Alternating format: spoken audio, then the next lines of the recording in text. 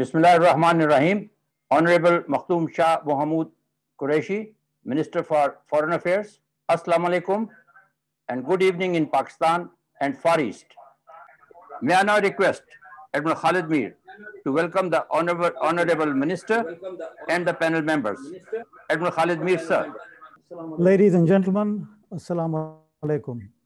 It is a great pleasure and honor for Karachi Council on Foreign Relations to have the Foreign Minister of Pakistan, Mr. Makhdoom Shah Mahmood Qureshi, to address the members, please. Bismillah ar-Rahman ar-Rahim. Chairman, Karachi Council of Foreign Relations, Mr. Ikram, Sehgal. Former US Assistant Secretary of United States for South Asia, Ambassador Raphel. Vice Admiral Khalid, colleagues, ladies and gentlemen. I wish to firstly commend the Karachi Council of Foreign Relations for convening this seminar at a critical juncture and for giving me the opportunity to interact with and benefit from such distinguished luminaries. We meet just hours away from the inauguration of the 46th President of the United States. President-elect Joe Biden takes over after what can only be described as an intense and unprecedented transition. As the new administration assumes the helm in Washington, D.C., this is an opportune moment to envision the direction of what I believe is among the most consequential relationships in South Asia. Pakistan-US relations have been consequential, not only in terms of history, when we were steadfast allies during the Cold War, and when Pakistan facilitated the building of bridges between China and the US. But we are consequential also in terms of what an uncertain future holds for the region and the world. Distinguished participants, there has already been an exchange of messages between Prime Minister Imran Khan and President-elect Biden, who has affirmed his interest in working with Pakistan on issues of common interest. Makhdoom Saab, it is my pleasure to thank you again, and particularly because of the fact that you have taken the time to explain not only to the participants but to a wider audience, because this is going live to many hundreds of thousands of people. The important thing to note here, like you have said, is that we have to have a balance in our relationship. And unfortunately, as been pointed out, that the balance was missing, and I'm glad we cannot dwell on the history of the past. We have to look into what we can do in the future. And I think you're very right. We have a new beginning with the Biden administration. The Trump administration has not been bad to us. With the Trump administration, for us at least, the fact of the matter remains that they did help us in the sense that they moved towards the negotiation with the Taliban, which was totally out of the picture. And that they did after excluding China from the talks, because with India there, they would have never been allowed. So thank you very much. Thank you for the invitation. Thank you, sir. Well, back to me as the moderator for the session. The first speaker that we have on the list is Mr. Michael Kugelman. Yes, well, thank you very much. Thank you to the council, to the Karachi Council, for including me in this very distinguished panel on a very important and timely issue. And it was great to hear the comments from the foreign minister. So the focus of this event is on the question of a reset in US-Pakistan relations. And I would argue that the relationship already experienced a reset a few years ago, as was noted before, when the Trump administration decided that it wanted to work with Pakistan to help launch bilateral negotiations with the Taliban. And of course, as we all recall, the US-Pakistan relationship was in a pretty bad place during the early years of the Trump administration. But once the two started cooperating on the Afghan reconciliation process, the relationship stabilized considerably, and that remains the case today. So I think the big question as the next administration prepares to take office tomorrow is not if the relationship can be reset, which has already happened, but rather whether it might regress and lose the momentum that it has enjoyed over the last 2 years. Thank you, Mike. The next panelist that we have, Ambassador Zamir Akram. Thank you very much. Let me begin by thanking the Karachi Council on Foreign Relations. I've listened very carefully to the previous speakers, the foreign minister, and I would, in my presentation, try and cover new ground rather than repeating what has already been stated. Some repetition will be inevitable, unfortunately.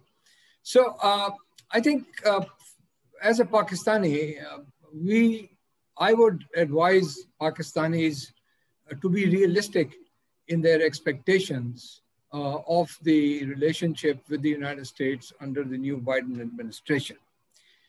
One of the issues is that foreign affairs in any country, the foreign policy of any country, is driven by its national security interests, and personalities do play a role that is marginal, I would say. It's really the national security interests, the long-term interests of a country that determine its direction of its foreign policy. So a change of leadership in Washington does not necessarily mean that the parameters of US foreign policy are going to change dramatically. That's the first thing. Secondly, I think we as Pakistanis should recognize that in the American scheme of things, Pakistan does not occupy a very central position. The attention to Pakistan and many times has been due to tactical reasons rather than for strategic reasons. Thank you. Thank you, Ambassador Akram. The next panelist that we have is a name very well known in Pakistan, Ambassador Lynn Raphel. Thank you so much. And thanks to the Karachi Council for this opportunity to see so many familiar faces. I really do appreciate it. What I will say will be consistent with what my colleagues have said, and certainly with what the foreign minister has said, but with some slightly different angles. I agree with Michael Kugelman that a certain reset has already taken place over the last few years in US-Pakistan relations, but there's still a need for more to be done in that regard. And I think the key to any constructive reset, or whatever term you wish to use, is to be honest with ourselves and with each other, and to tell each other the truth and repeat it so often that it actually becomes accepted. Now, the important truths that we're dealing with here are twofold. Number one, Pakistan's an important country in and of itself. Many of the speakers have noted this. I've been saying this for decades. It's got natural resources, a large population, entrepreneurial talent, a strategic location, both in economic and geopolitical terms. It has entree to the Muslim world, a capable military and nuclear weapons. So it's an important country. Thank you, Ambassador Raphel, for your suggestions as to what Pakistan should be looking into. The next panelist is a name very well known in Pakistan, and that's Ambassador Aizaz Ahmed Chaudhry. Thank you, Mr. Farooqui. Pakistan-US relations have always oscillated, we all know, between highs and lows. However, the last 4 years were, I think, amongst the lows of the relationship, mainly because the two governments were not talking to each other at the political leadership level.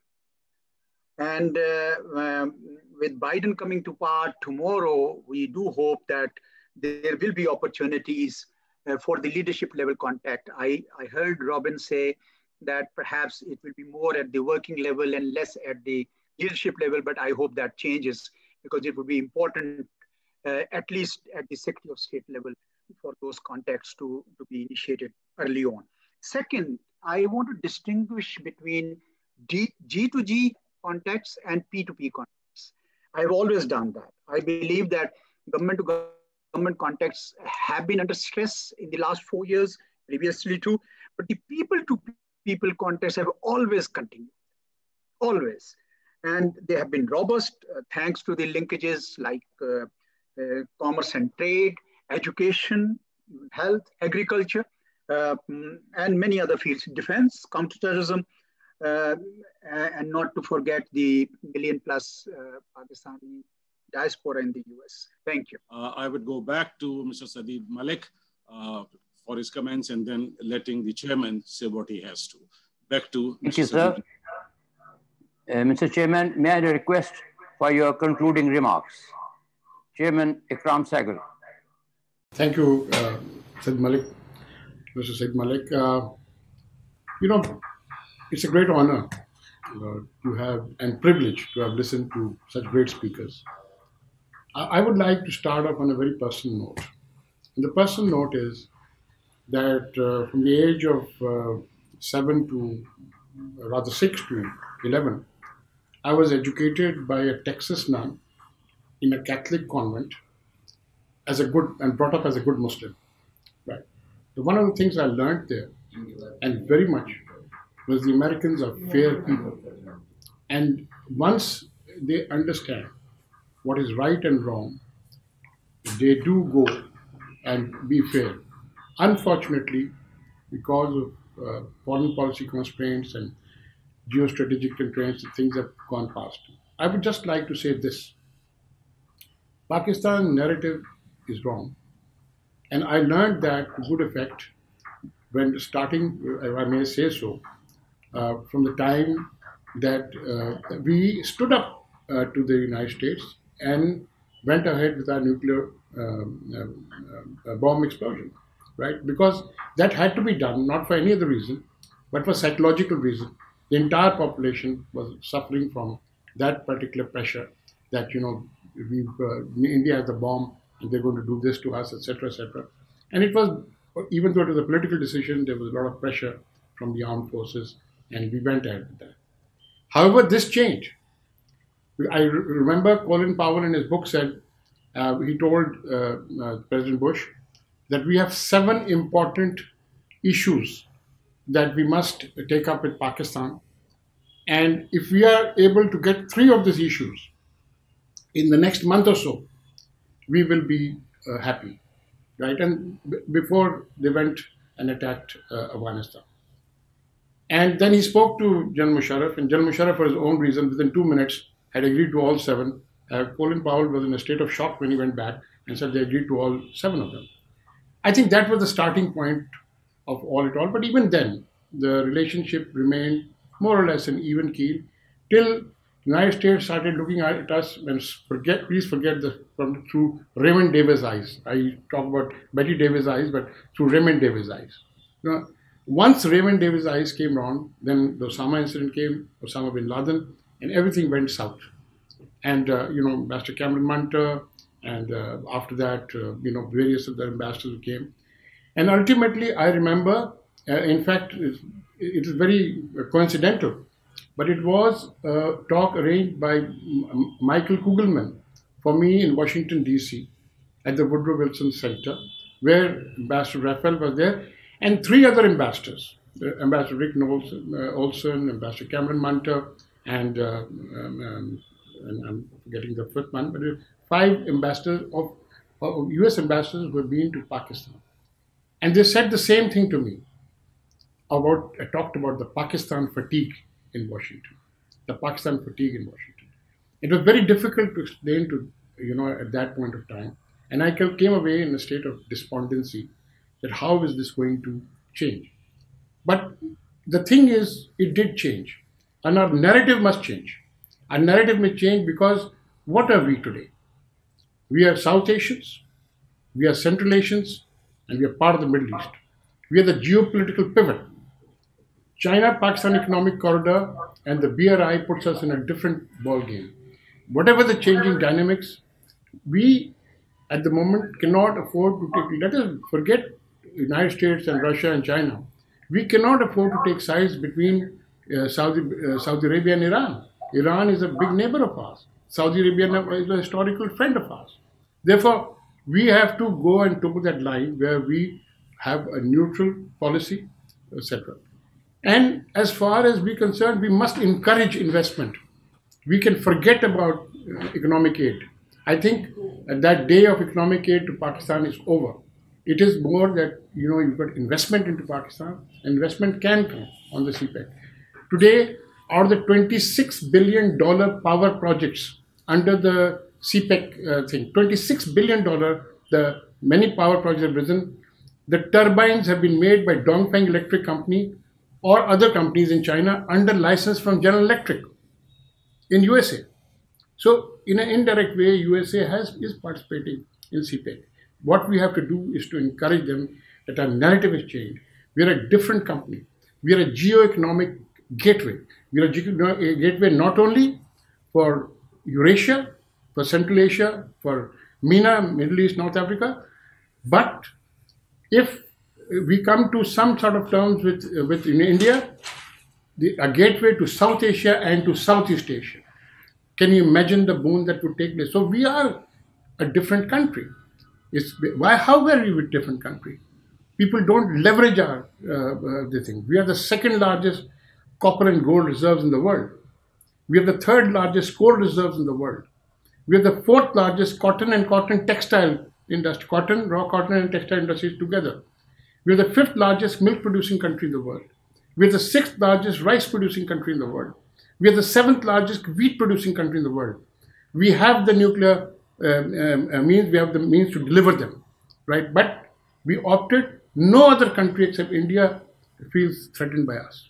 Afghanistan doesn't feel by our nuclear this thing. Iran doesn't feel threatened. China doesn't feel threatened. Central Asia doesn't feel. They feel threatened because of the only reason that they threaten us. So I think we need to disengage from that. We need to talk to the United States that we do not worry at all about your relationship with India. It has to be, it will go on, etc. What we need is a new relationship, as all the other speakers saying, with the United States based on the new reality.